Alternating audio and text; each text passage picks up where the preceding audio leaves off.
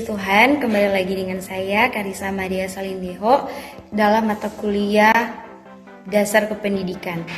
Dalam video pembelajaran yang keempat kali ini, saya akan membahas satu materi dengan judul Komponen Pendidikan Agama Kristen. Nah, apa itu komponen pendidikan?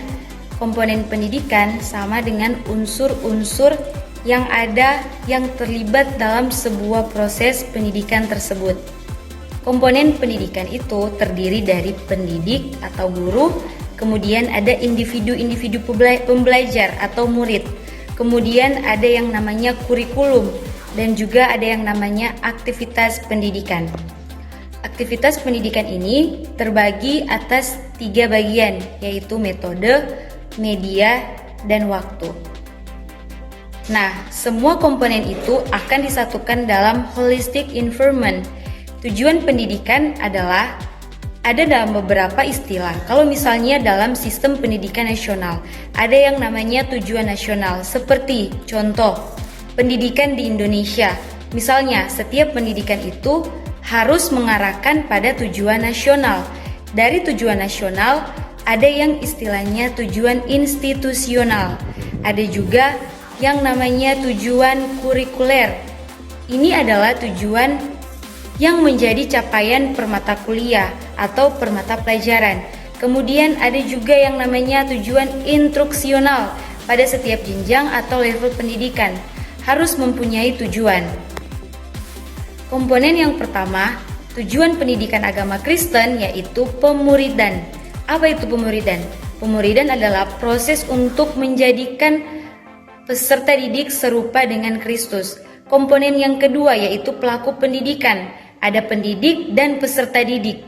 Dalam komponen yang kedua yaitu pelaku pendidikan ini, kita harus memahami bahwa pendidik ini adalah orang yang mengupayakan pendidikan secara profesional dan non-profesional. Dan seharusnya pendidik itu harus memiliki 4 kompetensi. Yang pertama yaitu kompetensi profesional, yaitu di mana kemampuan untuk menguasai. Dan yang kedua ada kompetensi pedagogik, yaitu memiliki kemampuan mengenal peserta didiknya. Dan yang ketiga ada kemampuan sosial. Kompetensi sosial yaitu kemampuan membangun relasi dengan sesamanya. Dan yang keempat ada kemampuan kepribadian, yaitu harus memiliki kepribadian yang mantap sebagai seorang tenaga pendidik. Kemudian komponen yang ketiga yaitu kurikulum pendidikan agama Kristen. Apa itu kurikulum? Kurikulum bisa dipahami sebagai materi atau bahan ajar, dan ada juga yang memahami kurikulum itu sebagai pengalaman belajar. Nah, itu adalah pengertian kurikulum secara luas. Namun, secara sempit kurikulum bisa diartikan sebagai bahan ajar. Kalau berbicara tentang kurikulum ini, maka ada beberapa istilah tentang kurikulum, yaitu bisa kita dengar dengan istilah eksplisit kurikulum atau kurikulum yang konkret. Adalah kurikulum yang direncanakan atau yang sudah tertulis dan didokumentasikan, tetapi ketika dilaksanakan di lapangan itu harus mempertimbangkan aspek situasi dan kondisi. Kemudian yang kedua ada hidden kurikulum atau kurikulum yang tersembunyi. Nah, maksudnya apa? Adalah di sini sesuatu yang tertransfer dari pendidik dari sebuah situasi pembelajar kepada peserta didik, meskipun hal tersebut belum tertuang dalam silabus atau kurikulum eksplisit. Contohnya, ketika seorang guru mengajar dengan integritas. Nah, hal ini tidak tertulis atau hal ini integritas ini tidak termaksud dalam kurikulum tersebut, tetapi tertransfer sehingga peserta didik itu mendapat transfer integritas dan dia tahu bahwa integritas itu adalah sesuatu yang sangat baik. Nah, kemudian yang ketiga ada null kurikulum. Null kurikulum adalah kurikulum yang tidak direncanakan. Jadi bisa sesuatu yang tidak ada dalam silabus, tetapi tiba-tiba seorang guru menambahkannya dalam materinya. Contoh, seorang guru yang melihat siswanya tidak mengikuti kegiatan pembelajaran. Dengan demikian guru ini harus memberikan penguatan atau motivasi atau memberikan penguatan kepada anak didiknya, sehingga dia dapat belajar dengan baik. Nah, ini tidak ada dalam silabus, namun kemudian dia muncul secara tiba-tiba dan tidak direncanakan. Jadi, kurikulum bisa materi, bisa pengalaman belajar, kemudian ada yang namanya educational activities atau aktivitas pendidikan. Ada beberapa komponen. Yang pertama, komponen metode pembelajaran adalah cara atau bentuk aktivitas pembelajaran yang dikelola pendidikan dengan melibatkan peserta didik untuk mencapai tujuan pembelajarannya.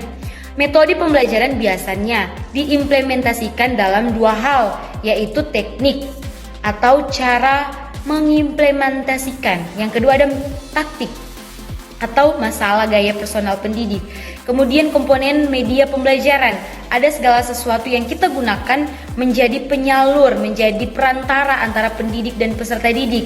Kemudian memerlukan media untuk menstimulus peserta didik ini agar bisa belajar dengan baik. Nah, media ini berhubungan dengan teknologi. Kemudian ada komponen waktu pembelajaran. Nah, waktu ini sangat-sangat penting. Kenapa? Karena waktu berhubungan dengan ketahanan seseorang dalam belajar. Waktu ini berhubungan dengan ketahanan. Makanya para ahli harus memperhitungkan, waktu belajar ini, kemudian frekuensi pembelajaran, karena ini benar-benar sangat menyangkut ketahanan peserta didik dalam belajar. Kemudian ada komponen lingkungan pembelajaran. Ini berkaitan dengan lingkungan fisik atau yang ada di sekitar dapat mempengaruhi proses pembelajaran tersebut. Nah, tetapi bukan hanya lingkungan fisik, melainkan juga lingkungan sosiopsikologi. Apa itu lingkungan sosiopsikologi? Sehingga itu bisa mendongkrak suasana belajar, karena itu ada budaya etika, budaya standar, memang harus betul-betul diperhatikan. Dan ada juga lingkungan spiritualitas yang harus diperhatikan. Dalam hal ini, kemudian bukan hanya memperhatikan tujuan nasionalnya saja, tujuan kurikulernya saja, tetapi harus memperhatikan tujuan-tujuan tersebut yang diwarnai dengan sebagaimana yang disampaikan di dalam Alkitab. Jadi pendidikan agama Kristen, komponen dan tujuan itu harus selaras dengan tujuan Tuhan. Ketika berbicara tentang pelaku pendidikan ini, di mana ada pendidik dan peserta didik, ada guru dan murid, maka sangat perlu kita menambahkan pribadi yang lain, yaitu Roh Kudus. Karena Roh Kudus ini adalah pribadi yang dapat mengajar kita, pribadi yang mengingatkan kita. Jadi perlu adanya Roh Kudus, sehingga seorang guru harus menjadi seorang yang saleh, harus memiliki kompetensi spiritualitas yang baik. Kemudian peserta didik juga harus orang-orang yang sudah memiliki pertobatan atau kelahiran yang baru. Sebab belajar pendidikan agama Kristen bukan sekedar belajar teoritis, tetapi juga menghidupi pelajaran tersebut. Kata Tuhan Yesus, ajarlah mereka melakukan segala sesuatu. Jadi perkataan Kristus ini hidup di dalam hati kita.